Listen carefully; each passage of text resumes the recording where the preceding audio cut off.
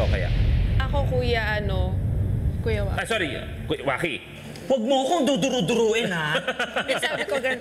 Okay. Sorry, kagat din. Okay, bakit? Sa Bakit si ikanto, Waki? kinakagat-agat ako. Nuno-nuno. Bakit? Bakit si Waki? Hindi, kasi si Kuya Waki kanina, siya yung madalas may hawak ng mga CD-CD. Kaya hindi ko nabalikan kanina, ikaw ba? Sinong... Si tingin mo? Waki. Siya yung nagulo-gulo ng mga CD. Dalawa ang para sa'yo, Kai.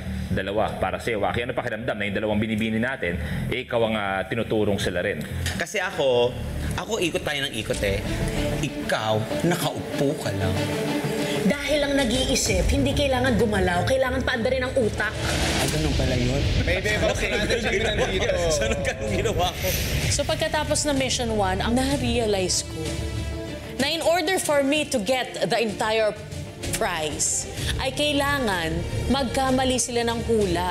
At dahil sure na ako na si Waki Kiray ang ating salarin, nagkunwari ako ang salarin.